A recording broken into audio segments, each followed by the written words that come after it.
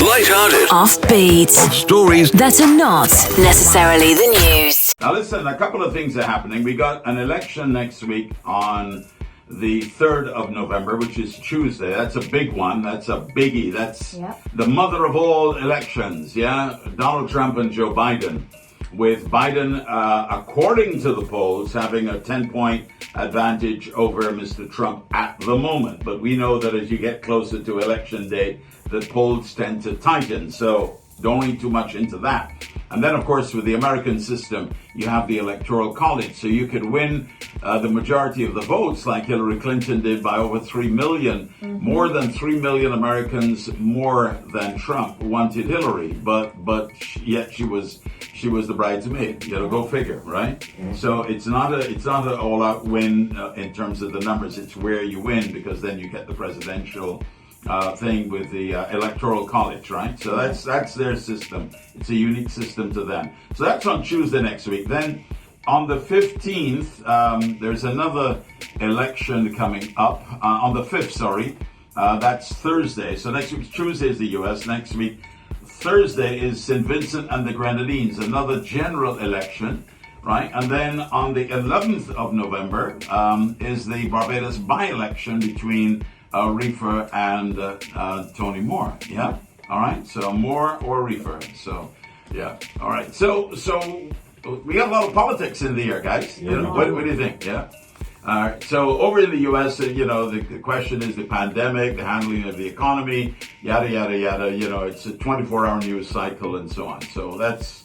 Have you been watching some of that? You know. A little bit. I think I dialed out after the first presidential debate. That's when I very consciously downloaded it. How about you? Yeah, I think your first one was really... It was awful. Everybody was a bit shocked. Yeah. It's a shocking match, man. Yeah. It was. I feel like it scarred me. Honestly, I think it scarred me. All right, so you're dialed out of that one. I didn't watch any of the debates. I watched a bit of the vice presidential debate, about half hour. And I watched about maybe 30, 40 minutes of the final debate. And, it was kind of like, okay, enough of that. Let me go and watch Below Deck. Which was a lot more fun. All right, so November 3rd is coming up. Depends on who you believe and what you believe or what you want to believe will happen. So, the Trumpsters say it's going to be their man. He's going to win. And remember, he won against the odds last time. Whereas, on the other side, the Biden people say the Sleepy Joe people, as they're labeling Joe Biden, which is pretty unkind. But, in politics, it's all a rough game. But let me go over now to, we're going to leave the local one alone. But let me go over to St. Vincent, because this one is getting really interesting. And we have Belize too. When is Belize? There's 11th as well? Yeah. Oh, okay. So there's a new leader of the opposition actually there's going to be a new leader of the government either way in Belize, because even if the government wins, there's a new prime minister, because the new man is leading them into this election, and a new opposition leader too as well. So they're going to have a new leader one way or the other. But St. Vincent now, you have a new leader of the opposition. Now, Ralph and his party, the United ULP Labour Party, they're going for a five terms. Yeah, they've won 4 right so far. Five. Wow. So he's going for a 5-peat. But Godwin Friday is the new leader of the NDP, and he released his manifesto. Now, I noticed that the election is going to be on a Thursday, so I'm not sure if that's good for Friday.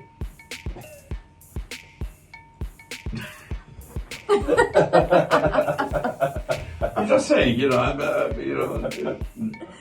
mind you, it could be the preamble, because by the time the results come in, it could be Friday in the morning.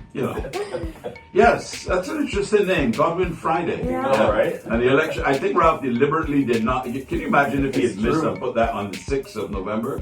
Oh gosh, Godwin would have said, "Well, it's my day. I mean, it's Friday. TGIF. Thank God it's Friday." They may still be saying that come next week, Thursday and Friday. Yeah.